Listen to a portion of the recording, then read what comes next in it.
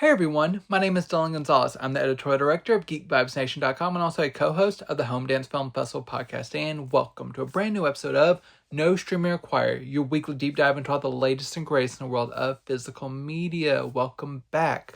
We have another really exciting episode for you this week. I have some major releases I'm excited to talk about, including a really big box set, some of my favorite boutique labels like Radiance Films and Eureka. We have some titles from Lionsgate, Warner Brothers, lots of 4K upgrades and Blu-ray debuts, a lot of really good stuff that I'm just going to dig right into right off the bat. One that I was very excited about from G Kids and Shout Studios is the 4K upgrade of Mamoru Hosoda's Wolf Children. This follows the 4K upgrade that Summer Wars received in the past few months. Now we're getting to Wolf Children, and we'll have The Girl Who Leapt Through Time in a matter of weeks. I love this original artwork on this steelbook, which is exclusive to Amazon. The 4K version is exclusive to Amazon. But this is a kind of middle feature for Hosoda in terms of the works of his that he's released. And I like it pretty well. It's not my favorite from him, but it is still a really great story about a girl who meets a guy in college who she discovers is actually a wolf. And it's like part wolf, and she falls in love with him, knowing this, and ends up having children with him. But then once the narrative progresses, she takes her young children to live as a single mom out in the kind of a rural area, because she wants to give her children the chance to decide whether or not, since they're like half human, half wolf, whether they want to grow up in the more so in the human world, or kind of give in to their wolf side of things. And by being away from the majority of the population, they'll be able to keep their secret a little bit more, and they'll be able to kind of get in tune with nature a little bit more.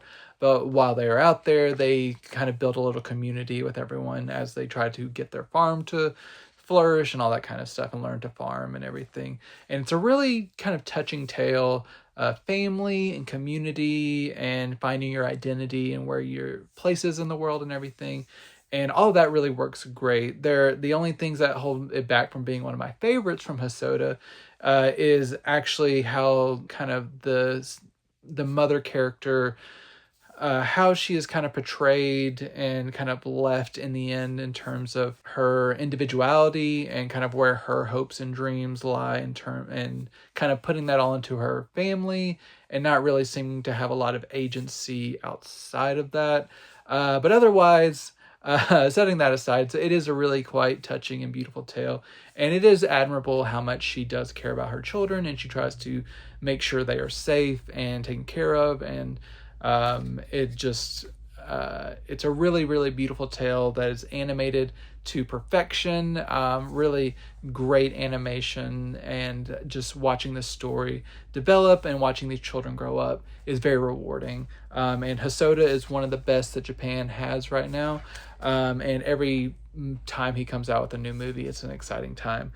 So I'm glad I owned this previously on Blu-ray, and I had viewed that previously. So I was glad to get this 4K upgrade. And I view it as a little bit more of a overall upgrade compared to something like Summer Wars, which had a little bit of I really like that transfer, but the different art styles between the real world and the digital world, and like that kind of the CGI animation did not give as much texture as the animation on Wolf Children, which has more of a consistent quality about it throughout. And I think that really flourishes in 4K.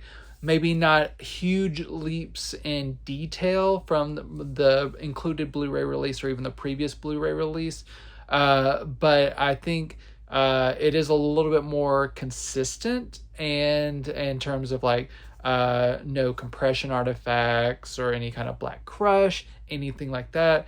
There's no Dolby Vision, but there is HDR10.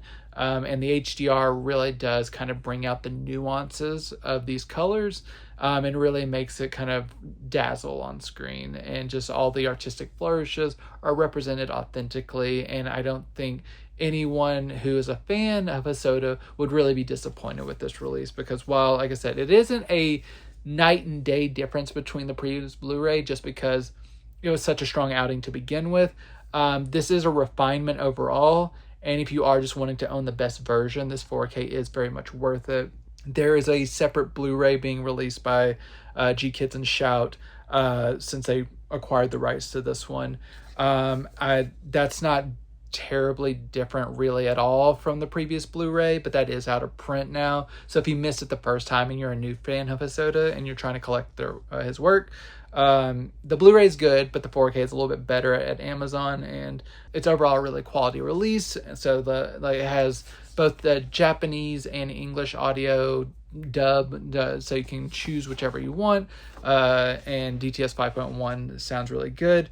You get like an interview with the Hosoda, and like a theatrical stage like greeting from the premiere, whenever it premiered in theaters, and some trailers and stuff. So a few featurettes and interviews and a good audiovisual presentation makes this, if you're an anime fan and you haven't watched this one, it's very much worth a look. His whole catalog is worth a look. But definitely check this one out if you like more emotionally grounded animes. There is a little bit of action here and there, but overall it is very much dealing with the emotional storytelling aspects, and that's what I really like. And Wolf Children is worth checking out, and it's worth the 4K in my opinion.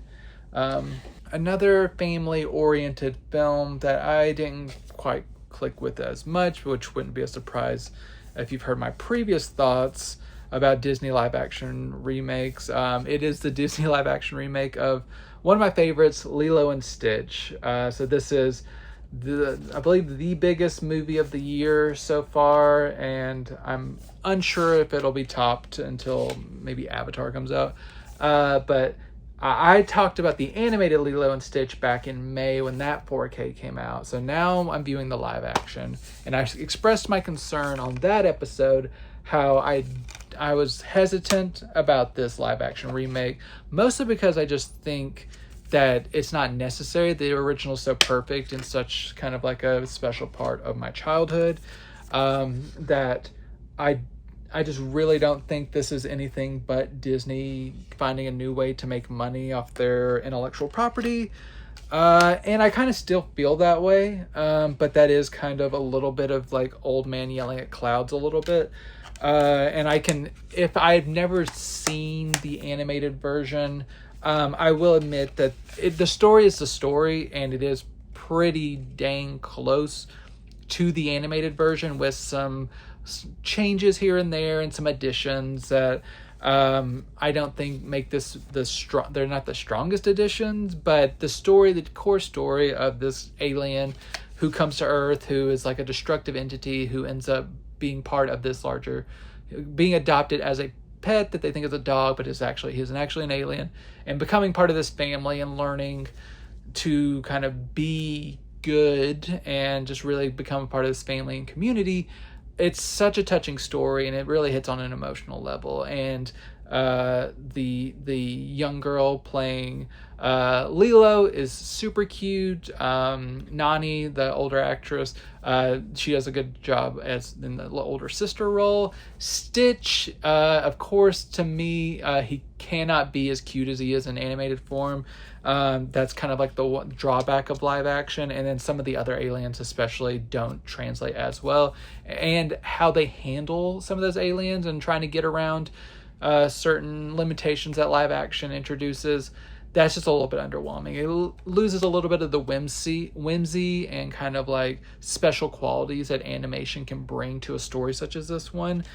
So this gets by on like the core ideas and characters and all that kind of stuff, and it's a decent watch overall.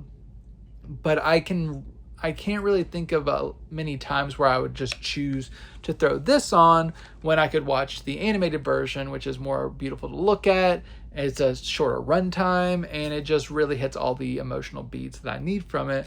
But they could have done much worse with this live action remake, but that's kind of damning with faint praise. Watch the animated version if you're curious. It's not terrible. I just don't think it's necessary. But if you like it, this is a good 4K disc in Dolby Vision and Dolby Atmos audio. The Dolby Vision, I think, really works well within the tropical locale. Even though the cinematography doesn't always capture the locale as beautifully as you may wish, which is another complaint. But overall, it is a really nice looking disc, and Dolby Atmos does add a lot to this with a lot of overhead activity, nice expanded soundtrack. Everything kind of is placed where it needs to be, and everything is as powerful as I think it needs to be. In terms of special features, you get a few, some deleted scenes, making up featurettes, various other kind of translations from animated to live action comparisons, bloopers, other featurettes. So decent number of special features, good, really, really good audio-visual presentation, and the story is great. So the movie is good, but I just love the animated. There's just a barrier to keep me from loving this movie.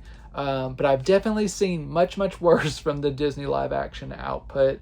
And if you're new to the story, or if you have a young one, they'll love this, and because it is a fun time. So check it out if you're interested. But just also don't forget about the animated one, because it's really special as well. My next title is one that I was super excited about, and ever since I saw that they were releasing this, because even though I owned 3 of these in 4K already, I was excited to check out from Sony the 6-film Karate Kid collection on 4K Ultra HD. I did a little quick unboxing on social media already, but I wanted to get a little bit more in depth here for you. So there's the J card that goes over the back, and I'll kind of go over some of this as I go through the titles. But so there's the front again without the J card on it, and there's the back here with Daniel doing the crane pose. So this is gonna be hard to show off, but I'll do my best. This opens up to a panorama view here, and there's something special about it that I'll kind of play as I'm taking out the disc. So here is a button here that will play a sound as I start showing off everything. Wait, it sounds much louder if I take out the disc first, which is what I should have done. But I will start that sound again. Yeah. Come on, Daniel, you can do it. Come on, finish him.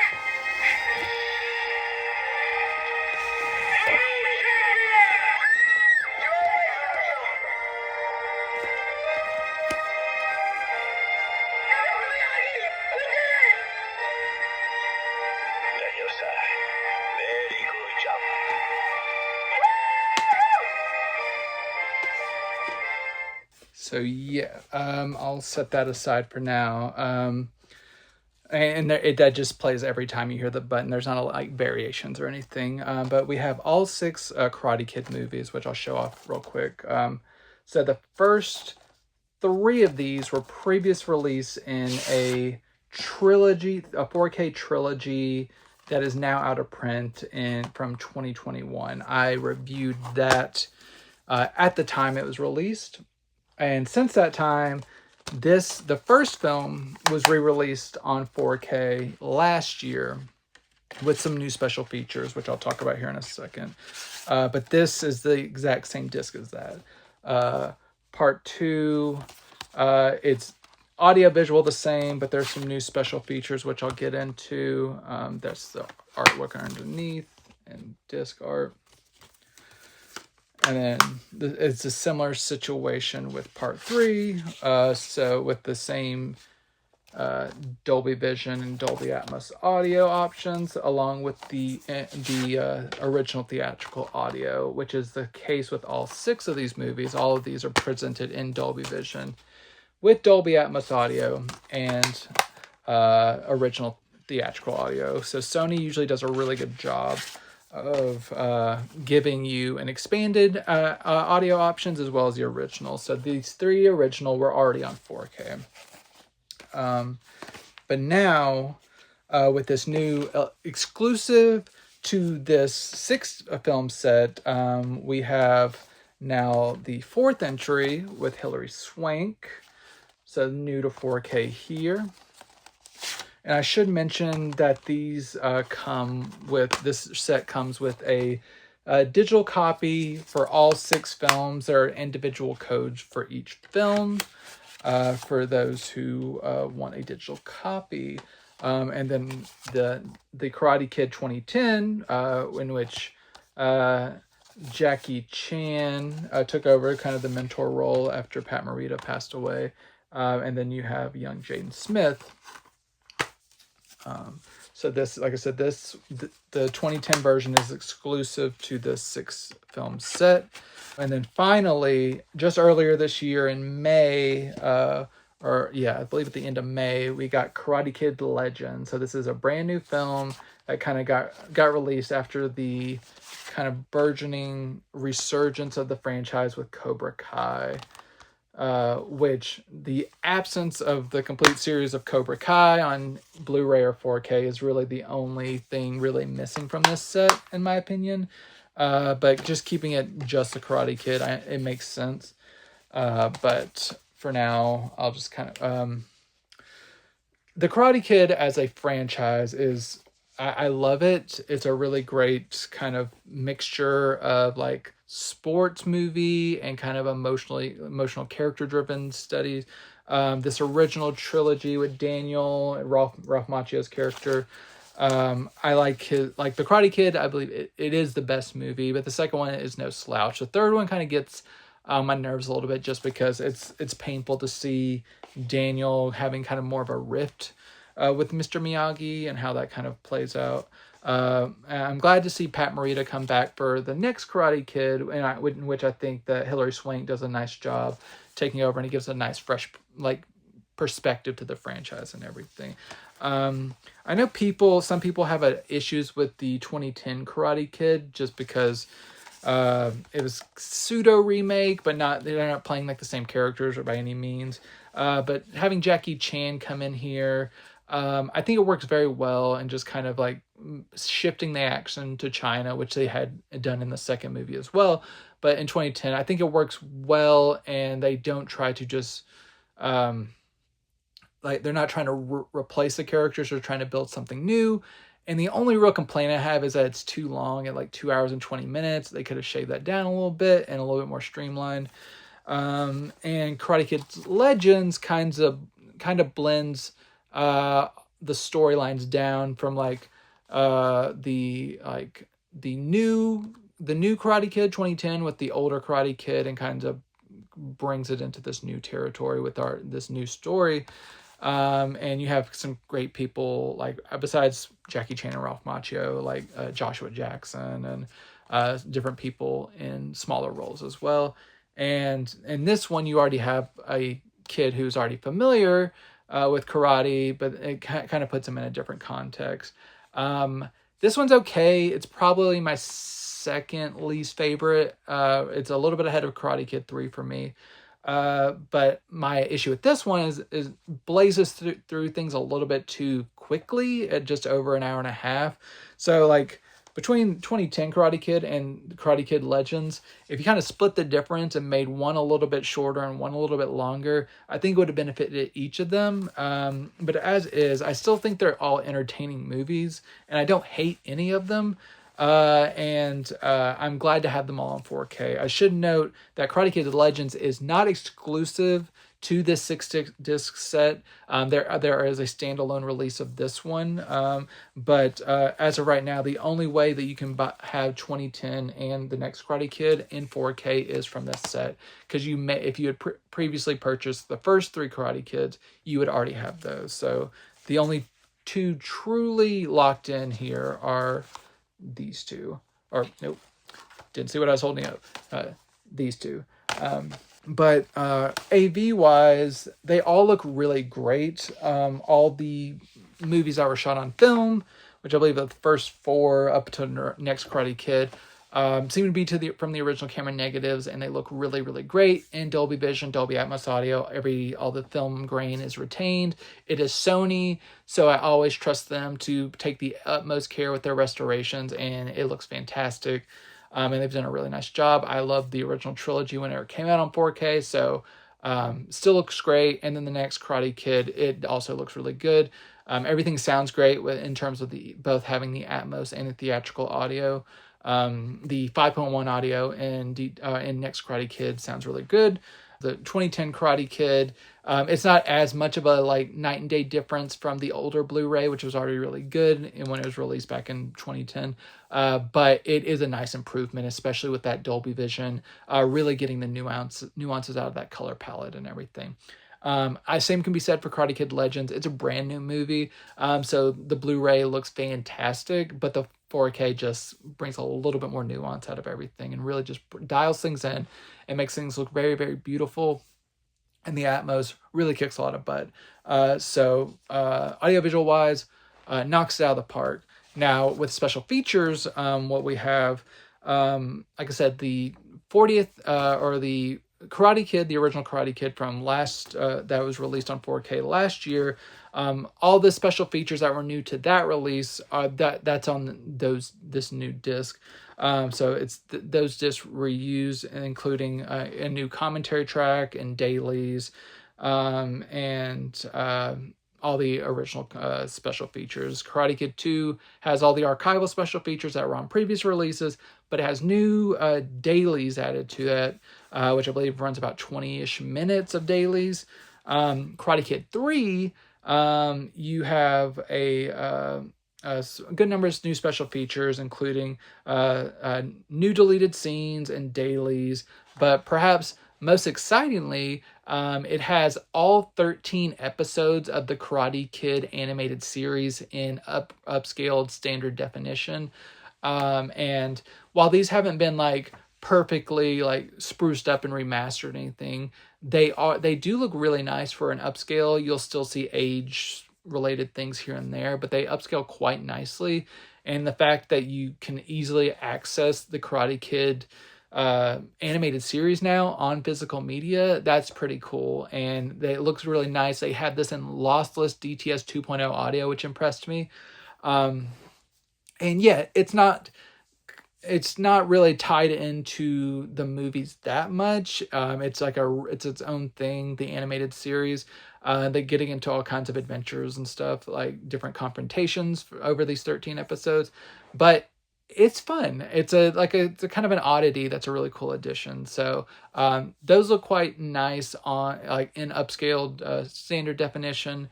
They don't look pristine, but the fact that we have them is a win in my opinion. And then going on to the next Karate Kid, we have new screen tests, deleted scenes, and dailies. The 2010 Karate Kid, we have new bloopers and deleted scenes. And then Karate Kid Legends, that's a new disc. So it's just what's on the mainstream, the retail disc, of some deleted scenes, gag reels, various featurettes.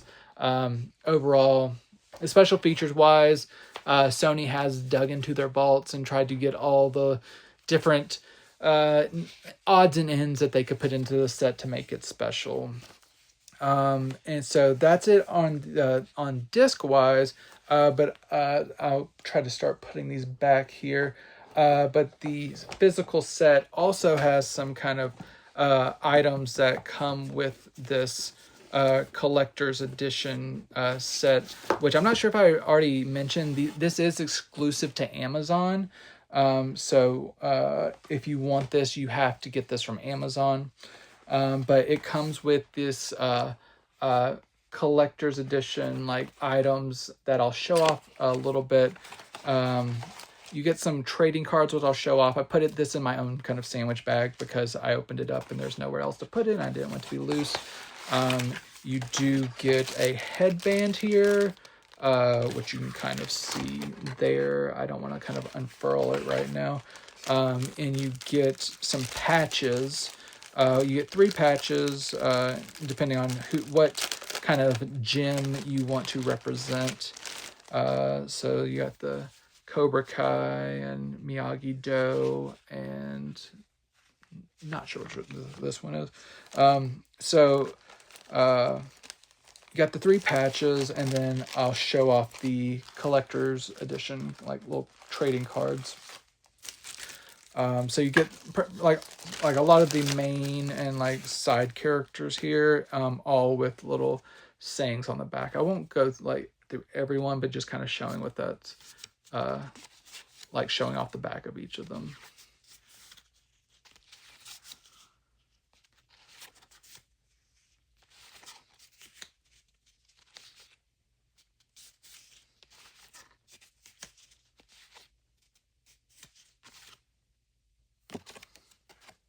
So each of those has their own kind of like saying on the quote on the back.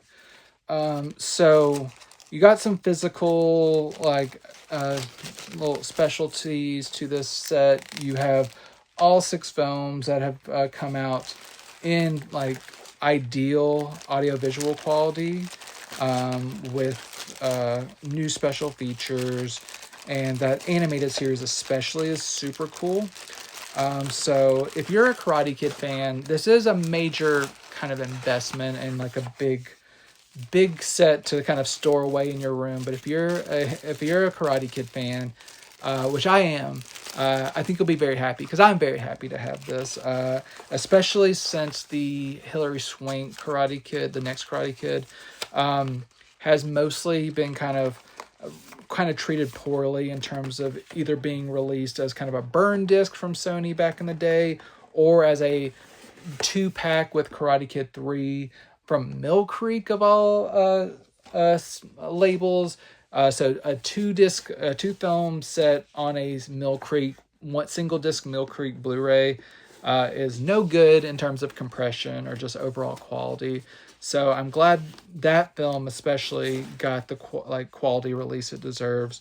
And I'd kind of been reluctant to watch kind of the 2010 Karate Kid until now, and that actually proved to be a pretty decent surprise. And then the new film is pretty solid. So all 6 films in this collector's edition from Sony, they've done a really nice job. Like I said, if you're a Karate Kid fan, you'll want to own this because it is the only way to have the entire series in 4K. And yeah, it's a cool set, and Sony's done a really nice job, and I think you'll like it as well. Actually, sticking with the Amazon exclusive, we're going over to Lionsgate and their Amazon exclusive 4K upgrade of But I'm a Cheerleader, 4K Ultra HD upgrade of this kind of satirical 90s queer classic. I just watched this for the first time a couple of years ago because my wife had gotten me the Blu-ray for my birthday. So she kind of poked fun at like it being a wasted purchase now with this 4K release, but I was glad to have that Blu-ray release as well. But this 4K is quite good. I'm not a huge fan of this packaging. It's a little bit skinnier than I'm used to, and the plastic slip cover can be a little bit difficult to slide on and off. But I try to be careful with it and make sure it slides back in easily. But I'm a Cheerleader. It's like I said, a satirical comedy with Natasha Lyonne as a girl whose family and friends and stuff is concerned that she might be a lesbian, and she ends up getting shipped off to a gay conversion camp where she has to learn to not have like any homosexual feelings and stuff. And so guys and girls there each fighting their urges and stuff, being trying like forced to change and everything. And it's a great group of people. You got Clea Duvall, you got Melanie Linsky, you got Dante Basco. You got a lot of good people there. And like some of the counselors are great. Like RuPaul Charles is one of the counselors. Catherine Moriarty kind of runs the place. Just the way that queerness is explored in this movie, it's very it's sweet, it's satirical, it's a little like exaggerated, but like not so much that it loses its emotional honesty. It's quite amusing and poignant, and I think especially at the time it was released, it was a very special like movie in terms of like queer representation. I know director Jamie Babbitt, she talks about really looking around for that whenever she was getting out of film school, and like looking more so for like people who represented her on screen, and that kind of was what urged her to make this movie. And there's a lot of queer people in front of the camera and within the crew and everything, and I think that's what really makes this quite special. And it's, like I said, very funny, heartfelt, and it's just a really, really good movie. This is the director's cut of the movie. I don't think I've ever seen the theatrical cut, but I'm happy with this one, and I think it's really good. It is now presented in Dolby Vision, with the previous Blu-ray release had lossy Dolby Digital 2.0 audio. And this one, it also includes that as well. I thought they might bump it up to DTS, like lossless audio. But to compensate for that original theatrical track, which does sound good, on principle, wish we had lossless audio. To compensate for that, they also provide a new Dolby True HD 5.1 track, which also is really good as well. It's tastefully expansive in terms of like the music and stuff, but it's not kind of completely changing the movie or anything like that, or adding new special effects and all that kind of stuff. So if you want lossless audio, that is an option in 5.1 form. And that is good. The Dolby Vision 4K presentation, it's really great as well. This is a very hyper saturated film. There are even points where I thought the skin tones might be pushing a little bit too warm, but it does seem to be the aesthetic intention. And with all the colors, that like very bright primaries and pastels and everything that are used, lots of pinks and oranges and bright blues. These are what really make Dolby Vision like such a treat, and it really shows off some nuances within the screen, and I think they look really great. The film grain is intact, everything looks pretty natural. I did notice maybe a few specks here and there that like made it through the restoration gauntlet, but overall it really does look nice. And since this is the director's cut, I think there may have been a few moments of like where they're trying to blend the footage to like make it all consistent. Everything does look quite consistent, but maybe just small variances here and there. But everything does look very good. And I think this is a really worthwhile release from Lionsgate on the AV front. You get all the previous special features that were on the previous Blu-ray, which, as you saw, there's no Blu-ray included in here, so make sure you're 4K capable if you're getting this 4K disc, because that's the only version that's available in this package. The previous commentary track and the reunion, the making of, and interview with the composer and stuff, that is all still included. But they also had a new interview with director Jamie Babbitt that runs about 12 minutes, and she gives even further thoughts on the movie as well, which is pretty cool. So it's not just an AV upgrade, you get a new supplemental feature of a cult classic, But I'm A Cheerleader. It's a really good release and worth picking up if you're a fan of the movie. Also from Lionsgate, from their Lionsgate Limited line. So the previous release, But I'm A Cheerleader, was exclusive to Amazon. My next release is exclusive to Lionsgate Limited. It's the only way you can get it. It is from the Vestron Collector's Edition series. It is on Blu-ray. Ghoulies Go To College, aka Ghoulies 3. So I reviewed the previous 2 Ghoulies movies before. Before I go on, I just want to say, you take the slipcover off. This is a reversible cover. If you turn this over, it is just like this cover. I just did it for ease of viewing. I reviewed the previous 2 Ghoulies movies, which has an interesting tonal arc throughout the series, with the first film being more like kind of be straightforward horror film. The second one introducing more comedy into the horror, and then this Ghoulies Go To College is basically just a straight up creature comedy, in which these creatures are kind of summoned from the pages of like a possessed comic, and kind of like starts to run amok on a college campus.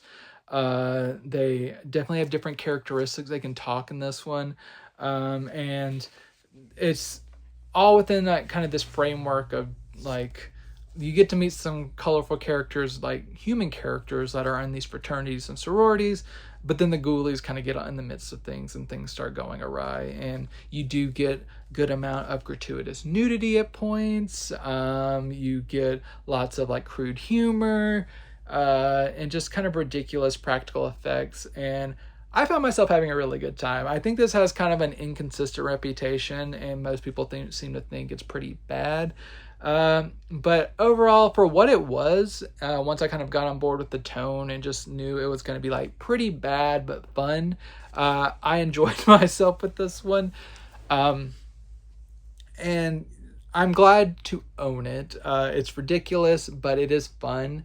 And if you kind of like silly creature feature fun, I think this will like, it'll be a good time for you. In terms of the Blu-ray presentation, a little bit more inconsistent. DTS 2.0 audio sounds really good. No really limitations or drawbacks to that I could hear. Everything is pretty solid. Video wise, a little bit more inconsistent. Basically, you have a really good underlying master in terms of no major scratches, nicks, specks. Everything seems to be holding up pretty well, and nothing is like too much of an egregious eyesore on like the quality of the base transfer. What I was a little bit disappointed by is the colors here. It seems to be kind of a little bit too desaturated. Like, I wish if they could have just dialed in the colors a little bit to be a little bit more natural and kind of more vibrant. Because even with any kind of like aesthetic decisions by the cinematographer, I don't think it was supposed to be this desaturated. And it just kind of hampered my enjoyment a little bit. What I think they really should have done, instead of using kind of an older transfer, is what they should do to all their Vestron releases, and is go back and remaster them properly and put them out on 4K, or just at least remaster them properly. These used to be, before they relaunched as under the Lionsgate Limited line, they were much more of a budget conscious release in terms of you could probably get things from $10 to $15 from like 2020 when it relaunched with like Little Monsters, up until the last release, like Blue Steel era. I think that was 2023. They were releasing a lot of Vestron titles that were pretty affordable. Now that they're under Lionsgate Limited, they're a little bit more expensive. They're exclusive to the website, so it's harder to kind of build like and like get enough for free shipping and stuff if you're not buying multiple titles, and there's not going to be a ton of sales on them. So if you're paying a little bit more for these discs, I wish they were remastered and just like properly preserved. Even though, like I said, this video presentation is better than a lot of Vestron titles I've seen. It still isn't perfect, and I wish it could be a little bit closer to perfect for what we're paying for it. But if you do want Ghoulies Go To College, it is perfect. It's perfectly watchable. It just could be better. But they do show up when it comes to giving you special features, which seems to be what Vestron kind of gives you instead of like A plus AV quality. But in terms of the special features, you get a commentary track interviews and stuff with some of like the screenwriter and the people who create the monsters, like and stuff, and one of the actors and everything, the lead actor. So a good number of interviews, featurettes type thing, and some trailers from different countries. Overall, a nice selection of care was put into the special features, and the AV quality is passable. So if you do want the third in the Ghoulies franchise, this is a worthy release. I just wish that this line would just go ahead, jump up to 4K, and just make everyone happy. Because I know I'd be happy, and I know a lot of people will feel the same. So Ghoulies Go to College, worth picking up if you're a fan of the franchise, exclusively at Lionsgate Limited. Heading over to the good folks at A24. We have another in kind of the horror space, even though that last one was more so comedic. We are going to the very disturbing Bring Her Back from the Philippou brothers, who did Talk to Me a couple of years ago. So I'd heard quite a bit about this when it was in theaters, when it debuted in May. And I heard it was pretty disturbing in different parts.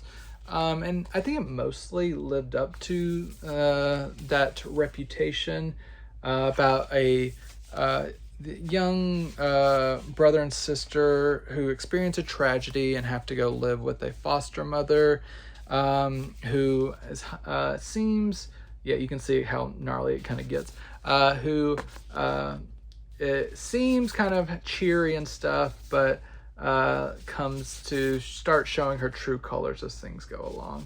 And there's a lot of like examination of grief and kind of bonding between siblings, and just how certain like kind of emotional hang-ups kind of manifest, and abuse and all kinds of stuff. So it is a taxing watch. It's definitely not a light watch, and going into it and just going through the whole ordeal and just seeing all the places that this one goes, it will stick with you. Especially there's a scene involving a knife that will just I won't even get into it, but it made my mouth hurt, I'll just say that. But the Philippou brothers, I mostly like what they do. I haven't like wholeheartedly loved anything they've done so far, but I think they're very talented, and their work is stuff I keep coming back to, and I get a lot out of it, but I don't love their work as much as some other people working in the horror space now. But even with me not wholeheartedly endorsing this movie, I still think it is a very effective horror movie. And if you just want to be squirming and made very uncomfortable and like terrified in certain regards, Bring Her Back is effective. And Sally Hawkins, who plays the foster mother, seeing her in this role, she is amazing. I love her so much, and I hated to see her be so evil, but I also was very impressed by how good she was in this role. Even though she's an Academy Award nominated actress, of course she's good, but she very much committed to this. And the audiovisual quality and stuff, it matches kind of the ambitions of the project. You get a Dolby Vision presentation, which a lot of this movie takes place in shadows or darkness and stuff, and everything is fine-tuned, so there's no black crush. Everything is kind of like dialed into the right frequency, so everything looks as good as possible. Dolby Atmos audio, which there's a lot of rain in this movie, and that is very much engaged in the Atmos tracks, like the height tracks and everything. Everything is nuanced and appropriately unsettling. Special features include a commentary track and deleted scenes, a making of featurette. Overall, a really, really good release from A24. If you want to be disturbed, Bring Her Back in 4K is worth a watch for sure. I believe the 4K is exclusively at the A24 shop, and then the Blu-ray version you can also get from the A24 shop, or you can get that as like a wide release retail-wise. So bring her back on 4K. Definitely worth checking out for horror fanatics. But I needed something to bring me back down to a better place, like emotionally after Bring Her Back. So also from A24, we got Friendship with Tim Robinson and Paul Rudd. And while this also has its moments of uncomfortableness, definitely nowhere near Bring Her Back levels. This is Blu-ray only. And this is a movie I've been waiting to see ever since it premiered at TIFF last September. I've been very anxious to see this. I'm a big fan of I Think You Should Leave with Tim Robinson. I used to watch Tim back on SNL. And then, of course, Paul Rudd is one of my favorite people. So just the fact that they're in a movie together, I was very excited. And this tale of like male friendship and kind of the awkward like interactions that can occur whenever like someone who is like not really good at making friends is attempting to bond with someone, and how if you love something a little too much, it can kind of strangle it and everything. And just like there are some ridiculously funny things in this movie. I won't try to quote them or spoil or anything, but I think Tim Robinson is a genius. And just it's very, very uncomfortable a lot of the times, but it's also super, super funny. And just this movie, it killed me. It was what I needed, and it lived up to my expectations. You also have Kate Mara as Tim Robinson's wife. She is fantastic in her role. Just all around, really, really good movie. And one among my favorites of the year. Friendship didn't let me down. And this Blu-ray looks very nice. DTS 5.1 audio sounds really good. The Blu-ray presentation is also great. All the textural details, everything looks nice and crisp, and everything looks as it should. Do I wish it had a 4K? Yes, but I don't think it's like you shouldn't avoid this just because it's not a 4K, because the Blu-ray does look very nice. You get some good special features, including commentary track, deleted scenes, a little round table-esque discussion in the garage between some of the creatives, and then an extended scene sequence with Connor O'Malley that is really amusing, where the places that goes. So Friendship on Blu-ray from A24, worth checking out if you like Tim Robinson's humor. It's more of that in feature form, and it really delivers. Going more to some artistic-minded cinema, going to Radiance Films, one of my favorite labels. And we have the Blu-ray release, the debut, English subtitled debut of Los Golfos. So I'll take out that OBI strip so you can see the full artwork. I believe I looked, and the rough translation of this title is like The Delinquents. It's a Spanish film about a group of friends who kind of like pull petty crimes and are like around the community and stuff. And there is one of them who is training to be a bullfighter, and they are trying to pull a job to help him get to a place where he can like be like the bullfighter that they know he can be. They're trying to help one of their own out, and how that kind of like eventually unravels as things kind of spiral out of control. And it's very kind of like verite and like almost documentary-esque in terms of like watching these youths go around and like how they interact with people around the city, and just some of the bullfighting scenes and stuff. They can be a little bit harrowing, but overall, I think it's a very interesting and captivating movie. The way that you see these characters, how they have kind of gotten to this point where they don't have like the best like family lives, that the kind of the state of the community has kind of like driven them to kind of more extreme acts and stuff, and how their situations in life have kind of culminated in this spot. And I think that all works quite well.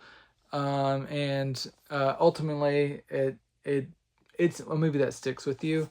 And this Blu-ray, I think, is a really good discovery from Radiance Films. It has been given a full 4K restoration with the best available footage. I won't list every single source, but there's like several different sources they had to pull from because they needed to find and present finally the fully uncut version of this movie, because previous releases of this movie had to be censored upon its original release. So there's about like 10 minutes that were cut due to the government like kind of sanctions. But this is they tried to restore this cut to be as close to the original cut that premiered at the submitted to the Cannes Film Festival as possible. So this has been restored from various different sources. They talk about it in a lot of depth in the booklet that I showed off. But this 4K restoration looks very nice. All the sources blend kind of seamlessly together. Everything looks very, very good in its fully like fleshed out form. And the audio is also good as well with English subtitles. Everything sounds really strong. You don't get a lot of strain or any obvious limitations. Everything is really good. You get a good number of special features, including interviews, some short films, some versions of scenes where that you can compare the censored version to the uncut version. Overall, Los Golfos from Radiance Films, worth checking out.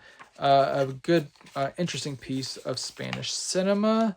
But also from Radiance Films, we head over to Japan. They are always really good with Asian cinema. We have The Betrayal from 1966 from Tokuzo Tanaka. I will take out that OBI strip and show everything off. So underneath you can kind of see the full cover art here. And then the reversible cover art I'll show after I show you the booklet here. Now, this is the type of movie that'll make you never want to do a favor for someone, because it is about a man who's kind of a part of a clan in which one of his fellow members has committed a murder, but he agrees when asked to take the fall for this murder and be exiled for a year, while they kind of like, the person who's asking this is like, hey, we'll get this cleared up and like get all the misunderstandings out of the way. We just like cannot have this heat on us. Will you take the fall? Because this person who actually did it, we can't have them like be taking the fall right now. And the dude's like, I don't really want to, but you're my people. I trust you. And then it ends up, he should not have trusted these people, because he is on the run. He is betrayed by his He is betrayed by his people, and he is just like, everyone's after him, and no one has his back. And it is very disheartening. It's very taxing. It's very captivating. It's a really, really good movie, but it really leaves you just kind of not in the best headspace, but overall, like, it's a very bleak watch, but it is very good. So if that sounds interesting to you, this is a really good piece of Japanese cinema. This has been given an HD transfer by Katakawa, and it looks pretty nice. No super major deficiencies or anything. Everything looks pretty consistent.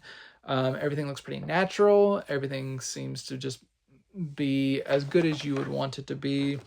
There is select scene commentary tracks. You get 2 visual essays and some other assorted things. So good special features, great movie, and yeah, overall Radiance Films knocking another one out of the park. Going over to Hong Kong cinema, we have from Eureka Entertainment, Flaming Brothers. Here we have Chow Yun-fat and Alan Tang. as some triad brothers who have grown up from a young age with one another. They got each other's backs until they grow up and they get in kind of like a pickle with some very bad dudes that forces them to kind of decide whether or not they are going to stand by one another and kind of fight to the death, or they kind of like choose like more going off like and living a more normal domestic life and like really kind of sacrificing the bonds that they have built over the years. So this is like a heroic bloodshed movie where characters are really put through the ringer, tons of shootouts and violence and everything. Lots of people, like emotional violence in terms of people losing people close to them. This is just all out crazy warfare violence. But also a pretty interesting portrait of like male friendship and connection and everything. It's a pretty decent movie. It's worth checking out if you like the heroic bloodshed subgenre. Chow Yun-fat's always a good one to watch, and Alan Tang did a nice job, and he would be one that I'd be willing to check out more from in the future as more of his works gets released. This is from a 2K restoration that looks really good. No major blemishes or anything like that. It's been cleaned up very well. You get the original Cantonese audio and an English track. Cantonese audio is definitely the stronger of the two. The English track sounds pretty boxy and aged, but Cantonese, it's been taken care of more and overall sounds good with the English subtitles. You get a commentary track. You get like a 40-minute location tour. You get an interview, archival interview. Overall, Eureka Entertainment's put some work into this one, and Flaming Brothers is worth checking out. Going over to Warner Brothers, we have the Blu-ray release of The Unholy Trinity. You got Pierce Brosnan, Samuel L. Jackson, and some other kind of lesser known people. I love a good Western. So I had decent hopes for this, especially with some of the talent. This wasn't very good. It kind of felt like a made for TV movie, seemed like a Paramount Plus original that like, it's like the director saw Kevin Costner make Horizon and was like, I want to do that, but he didn't have any of Kevin Costner's talent. This all was very kind of jumbled in terms of like a guy trying to get revenge for his father's wrongful hanging and trying to find the person who framed him. And there's like a good amount of like valuables and money stored away that people are trying to get after. And everything's just kind of convoluted. And a lot of times I was so bored that I just was kind of checked out, and I was just like, I'm not really sure why certain people are making certain choices. I'm not sure if it's because didn't tell in the story, or it was just so boring that I kind of just like could not keep locked in. The only redeeming qualities for this was just to see people I liked already, like Samuel Jackson and Pierce Brosnan. But I can't see this being a movie I would watch again. So this is definitely one you should rent before you buy, because I don't think it's a very strong movie. But if you must watch it for the stars. And yeah, no special features, good AV quality. But other than that, I can't really recommend this one, unfortunately. I wish it was better, but The Unholy Trinity, definitely not heavenly. For my final title, we're sticking with Warner Brothers, but landing on a much better note. It is the 4K upgrade of The Conjuring from James Wan. So this is a movie I was very hesitant to check out for years until I watched it finally in 2019. And because I had heard so much about it, and I just was like, it can't be that good. And then I watched it, I was like, oh, this is really good. And I had newfound respect for it. So I hadn't watched it since 2019. So watching it again, it's still very good. James Wan's a hell of a director. I shouldn't have doubted him. it is kind of your normal haunted house and eventually kind of exorcism-esque story, but it is done so well, and like there's a real focus on characters, both the people, the Warrens who are trying to suss out the haunted house and like figure out if there is an entity there, as well as the family that lived there, and including our Lily Taylor character, who's the matriarch, her husband, who I am blanking on right now, but the from Office Space, but their whole family dynamic with all their kids and stuff, you come to care about all of them. So whenever things start really going down and stuff starts getting moved, or people start smelling different things, or seeing different entities, or different marks are being left on the bodies, you care about them. And everything, like, it doesn't go overboard on like digital effects. There's a little bit of it, but a lot of like practical things are done to provide like really jolts of fear, and it works very well. And I think it's a really excellent horror movie, and one of the better like studio movies from the 2010s by far. And like I said, I was very reluctant to give this a chance, like originally, but it surprised the hell out of me, and it now is one of my favorites from that era. So I did have this previously on Blu-ray, and this new 4K. It doesn't come with a Blu-ray disc, but I was able to like kind of judge it based on that previous Blu-ray I owned against this new 4K. Now, that original Blu-ray was great, and so it's not a night and day difference by any means. This new 4K, which is an HDR10, it mostly improves within the nuances of things. It's a horror movie, so a lot of the movie takes place in dark spaces or at night. So you get more stable black levels, deeper black levels in terms of like seeing shapes within the shadows, which is important for this movie. And no like crushed blacks.